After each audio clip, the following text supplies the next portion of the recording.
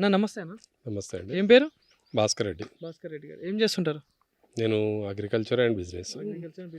So ఎట్లా ఉంది sir, అంటే ఎందుకంటే ఇప్పుడు మొన్న ఎలక్షన్స్ అయిపోయింది, కాంగ్రెస్ పార్టీ అధికారంలోకి వచ్చింది, మళ్ళీ పార్లమెంట్ ఎన్నికలు వస్తున్నాయి. సో మరి ఈసారి ఎట్లా ఉండబోతుంది మరి ఇక్కడ మీ షాద్నగర్ నియోజకవర్గం నుండి?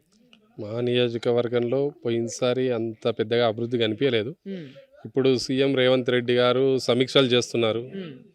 చాలా అవినీతి జరిగిందనేది ఒక వస్తున్నాయి. వాటన్నిటినీ వెలికి తీసి ప్రభుత్వ ధనాన్ని వృధా కాకుండా చూడాలని కోరుకుంటున్నాం. పార్లమెంట్ ఎలక్షన్లో ప్రస్తుత ప్రభుత్వం బాగానే పథకాలు కొన్ని ఉన్నాయి, కానీ ఎక్కువ కులం మీద ఆధారపడి చేస్తున్నట్లుగా అనిపిస్తుంది. ఇంకా ప్రజలకి దగ్గరై ప్రజలకి మెచ్చిన పథకాలు పెడితే బాగుంటుందని మా ఆలోచన. సెంట్రల్లో బీజేపీ గవర్నమెంట్ 2 టర్మ్స్ అధికారంలో ఉంది. ఇప్పుడు మళ్ళీ ఎలక్షన్స్ కూడా ఈసారి మాదే అంటుంది. సో మరి ఎట్లా అనిపిస్తుంది, అంటే ఈ 2 టర్మ్స్ ఉన్న గవర్నమెంట్ సెంట్రల్లో దాని గురించి ఏమని చెప్తారు?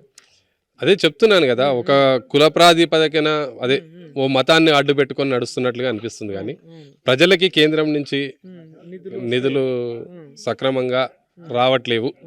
రాష్ట్రానికి అన్యాయం జరిగిందనే అనుకోవాలి. అది రాష్ట్ర ప్రభుత్వ వైఫల్యం కావచ్చు, గత ప్రభుత్వంలో ఉన్న రాష్ట్రపతి వైఫల్యమో తెలియదు. రాష్ట్రానికి అనుకున్న నిధులు అయితే రాలేదు. సో మరి గతంలో పాలించిన ప్రభుత్వం చూసుకుంటే ఇక్కడ ఏదైతే బీఆర్ఎస్, మీ మహబూబ్ నగర్ నుండి ఎంపీ కూడా బీఆర్ఎస్ పార్టీ నుండి, సో మరి ఏమైనా లాభం చేకూరింది ఆయన వల్ల? బీఆర్ఎస్ ఎంపీ వారు ప్రజల పల్సు చూడండి మీరు. అతనికి మాట్లాడడానికి రాదు. ఈ రోజు కూడా మీరు మైక్ పెట్టి ఒక మాట మాట్లాడండి, మీ పార్టీ గురించి చెప్పండి అని చెప్పండి, అతను అది కూడా మాట్లాడలేడు. ఆ స్థితిలో వాళ్ళు ఉన్నారు. పై వాళ్ళు ఏది చేయమంటే అది చేయడమే. ఒక్కరోజు పార్లమెంట్ కూడా తన నోరు విప్పింది లేదు. అతను ప్రజల్లో మాట్లాడలేదు, ఒక స్టేజ్ ఫియర్ లేదు, పార్లమెంట్లో మాట్లాడలేదు. ఎక్కడ తను మాట్లాడే ఇది అయితే లేదు ఆ ఎంపీ గారికి. సో మరి ఎట్లా ఉంటుంది అన్న మరి ఈసారి వచ్చే ఎలక్షన్ లో చూసుకుంటే ఈ 3 పార్టీల పరిస్థితి ఎట్లా ఉంటుంది మీ మహబూబ్ నగర్ నుండి చూసుకుంటే? ఈసారి కాంగ్రెస్ బీజేపీ మధ్యలో పోటీ. వంశీచంద్ర రెడ్డి యువ నాయకుడు, మంచి నాయకుడు, ప్రజలకి ఎప్పుడు అందుబాటులో ఉంటాడు. అది కాక కేంద్రంలో కొంచెం ఆయనకున్న కేంద్రంతో అతనుకున్న సంబంధాలని బట్టి మా కాన్స్టిట్యున్సీకి పార్లమెంటు పరిధిలో మంచి జరుగుతుందని ఒక ఆలోచన.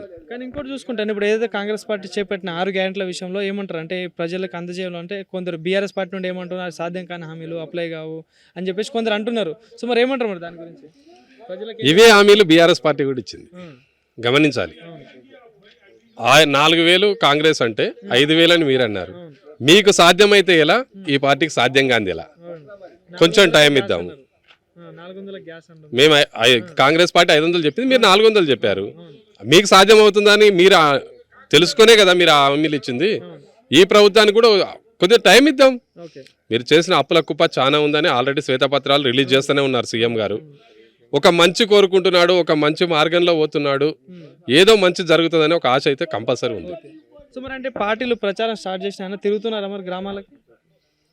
ప్రస్తుతానికైతే కాంగ్రెస్ పార్టీ ముందంజలో ఉంది, ప్రచారంలో ముందంజలో ఉంది. కతిమ పార్టీలు ఇంత మటుకి ప్రచారం స్టార్ట్ చేయాలి. ఎంపీ ఎలక్షన్లు అయితే వంశీచంద్ర రెడ్డి గారు ఆల్రెడీ దాదాపుగా ఒక నెల రోజుల నుంచి పార్టీ ప్రచారాలు చేస్తూనే ఉన్నాడు. ఎట్లా ఉంటుంది అంటే వ్యక్తిపరంగా చూసుకుంటే ఎట్లా ఉంటుంది అంటే గతంలో కూడా పోటీ చేయడం జరిగింది మీ మహబూబ్ నగర్ నుండి, సో ఎట్లా ఉంటుంది ఆయన? వ్యక్తిగతంగా చాలా మంచి వ్యక్తి, సౌమ్యుడు, ఎలాంటి సంపాదించాలి అనే కోరిక లేని వ్యక్తి. రాజకీయాల్లో చూసిన వాళ్ళలో సంపాదన మీద దృష్టి పెట్టని వ్యక్తి అంటే వంశీచంద్ర రెడ్డి. 200% చెప్పుకోవచ్చు. దీంట్లో సంపాదన లేదు.